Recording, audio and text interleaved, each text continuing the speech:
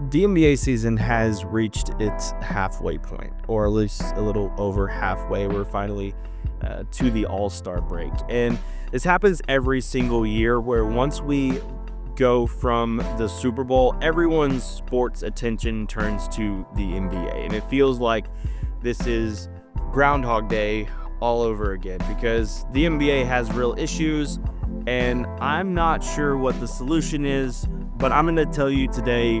Here are the three things that I think are the biggest issues with the NBA right now.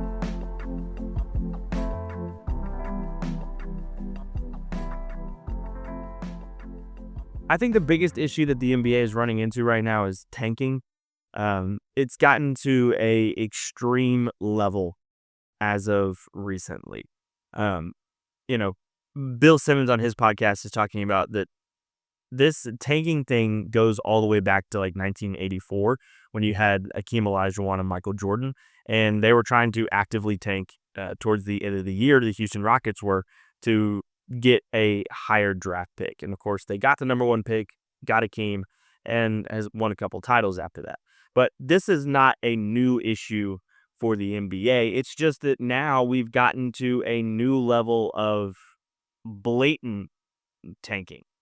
Multiple teams who traded for stars. The Washington Wizards traded for 2 stars in Anthony Davis and Trae Young without any intention to actually play them. They had no intention to play them. They traded for them so that they could play for next year, depending on who they could draft in their draft pick. They're right now at the All-Star break of the NBA season. There are 7 teams with less than 20 wins on his roster. It is an insane amount of teams tanking right now. And I find this interesting with tanking because there are clear instances that tanking has worked. Examples. Like I just gave you the Houston Rockets and Akeem Olajuwon. That worked. The year that David Robinson got hurt, the Spurs went into the tank so that they could potentially get the number one pick. They got Tim Duncan. That worked out pretty well. A couple of years ago, the Oklahoma City Thunder, they weren't trying to win a lot of games. They set SGA down, kind of dealing with an injury. He got a couple draft picks. They got Chet, and now they're a championship team. So there are instances that this does work. But what I find so hilarious about this is that these 7 teams that are in the bottom of the standings in the NBA seem to be the teams that are always in the bottom of the standings in the NBA. The New Orleans Pelicans got the number 1 overall pick, and they thought that they were going to get their guy Zion Williamson. They tanked for Zion, and guess what? They're still bad with Zion. The Sacramento Kings, they've had a little bit of run with Sabonis, got to the playoffs a couple of years ago, but for the most part, over the last, really, my lifetime since the early 2000s, this team has been a laughingstock, and they are always towards the top of the NBA draft, and yet they're still really bad. There's a lot of these teams that are like that. I don't think that, like, one of these teams is the Dallas Mavericks. I don't think that Dallas is actively tanking. I think that they obviously have a young roster. They are in a rebuild, so they're moving pieces. That is a blatant, a patently different thing than what some of these teams are, most notably the Utah Jazz, where they're just not playing Lauri Markkanen. They traded for Jaren Jackson, not playing him at all. Pulling them out of the fourth quarter when they have a lead so that they purposely lose. It's bad in the NBA right now. And just because you have a top pick doesn't mean that your franchise is going to be changed. For every Zion, for every player that even pans out, number 1 overall pick that pans out, a LeBron, a Kyrie to a certain extent, even though he wasn't the game changer that they thought, he still won a championship with Cleveland. There are a lot of these guys. For every one of those, there's also a Giannis. There's also a Steph Curry. There's also a James Harden and SGA. There's Jokic, who's drafted later in the first round. but there's still some value to that. You can still build a team around people that are not top 5 picks, because what we've seen in the past is a lot of the times these top 5 picks aren't going to catastrophically change your franchise. So tanking, to me, I think is the biggest issue right now in the NBA. The second thing, and some of this is, all of this really is tied together when you really think about it, is players missing time. Due to injury, a lot of this is because these players are bigger, faster, stronger. They are playing basketball a lot through high school, up through college, through the AAU ranks. They're playing a lot of basketball. The game has changed, and what your body needs to be able to do has changed. And so you see a lot of soft tissue injuries. You see a lot of Achilles and ACLs, knees and ankle injuries. You see a lot of this in the NBA now, and teams are being cautious. Now, I understand why you would want to be cautious, but there are certain instances where I'm sitting there getting ready to watch the Thunder and the Spurs, and this is this marquee matchup on ESPN. This is going to be an incredible game. The build-up is really big because these two teams seem to not like each other.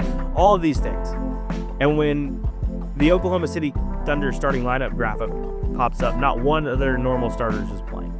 In a huge marquee game on a major network, not one of their star players, is playing. I'm going to take a brief pause for a second. I've been building out this studio behind me. You can see I have a couple of things on the wall here, trying to add some more. So if you know of an artist that does sports art, something like that, anything really cool that could go back here on this wall behind me, drop them in the comments. Let me know, because I need some stuff and I want to support some people. So let me know, because I got to fix this up. All right, let's get back to it. And a lot of this, again, is just injuries. You're nursing an injury. You might not play. You could probably come back, but you're going to give it another game or two just to make sure that you're fully healthy. It's bad for the league. It really is bad for the league, especially on these national televised games when you have players who are not playing and you have stars that are not playing because of whatever reason. We've seen Nikola Jokic miss significant time this year. We've seen Giannis miss significant time this year. LeBron's missed significant time. Steph has missed significant time. Jason Tatum is out. We'll see if he comes back this year, but he's been out for the entire season because of an injury. Tyrese Halliburton, SGA's missed time. All of your stars have missed a decent amount of games in the first half or the first 3/4 of this NBA season. And I think it's becoming a real issue. Number one, for the television product, but number two, for the games. When you want to buy a ticket to go to one of these games, you want to see the stars play. And you have no idea who is playing and if they're playing. Because on any given night, they could sit because they're nursing an injury. And I think that's bad for the league. It's not a good product on the court. You're missing your stars. Although you can have any random drop 22 in the NBA in any given night now, it's not as entertaining. And this is an entertainment business. That's this whole thing is an entertainment business. And right now, the NBA is not entertaining people, and that's a big problem.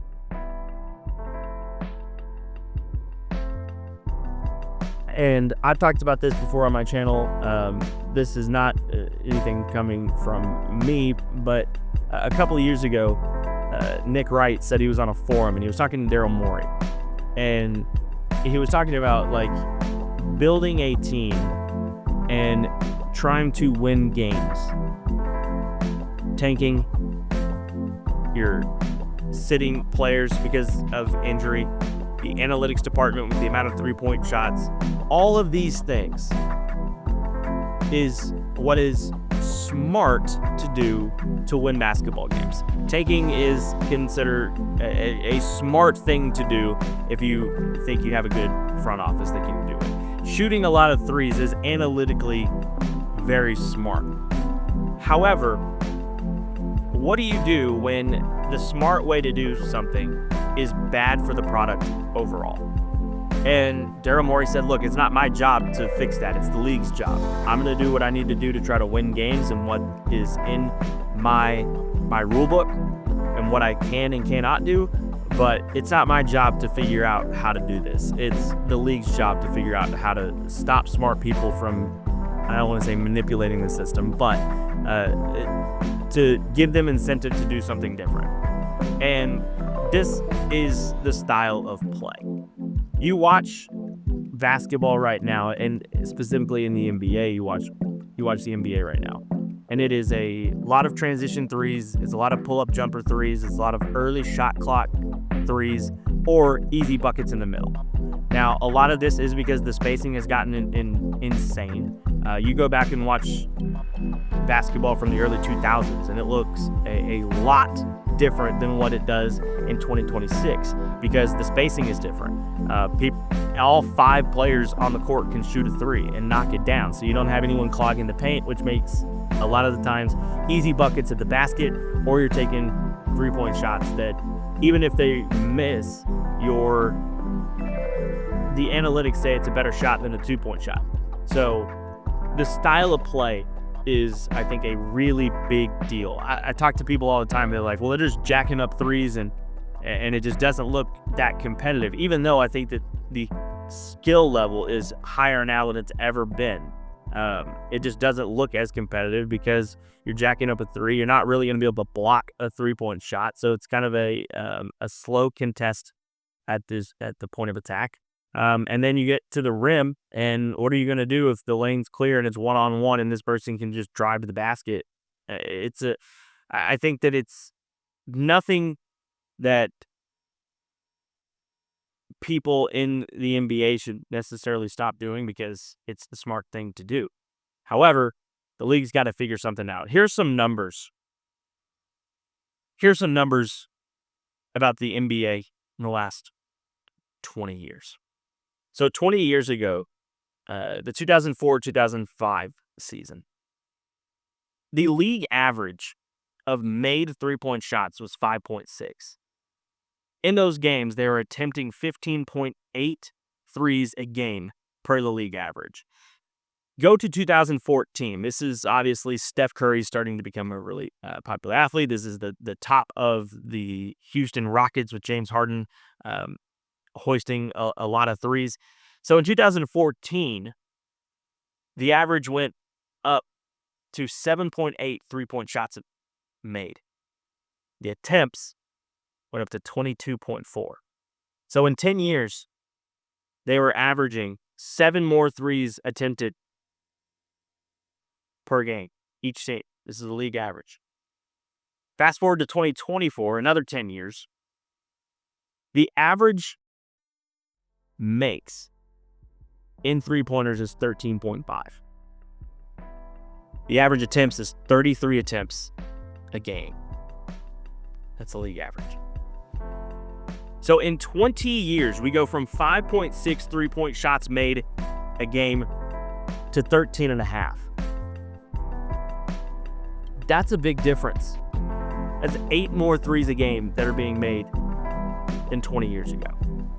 And that, I think, goes to show you just what the league is right now. And the style of play is not very fun for people. I'm not going to I can sit here and pretend like I know the answers. I have ideas. I have things that I think could work. I'm not for getting rid of tanking. I don't think that works. Or getting rid of the draft. I'm not a fan of potentially getting rid of the draft. I don't think that is going to work. I think the NBA has to do a better job at figuring out the draft positions and those sorts of things, but I'm not a fan of getting rid of it. I don't know what you do to fix the style of play. You know, there's some radical fixes that people are proposing, and I think at this point in time, the NBA is in a crisis mode that they got to figure it out. Years ago, the MLB was in a crisis mode, and they drastically changed things. They did the pitch clock. They added the runner on second base in an extra inning games. They have done a lot. They're about to introduce some replay assists with strikes and balls to maybe even pick up the pace a little bit. There's more recently. There has been the last couple of years more just base hitting and base running than there's been strikeouts and home runs the last couple of years, and that's a good thing for baseball as well. So they figured it out. They knew that they had to do something. The NBA's got to do something, and I'm not sure exactly what that is, but they've got to figure this out. Let me know what you think.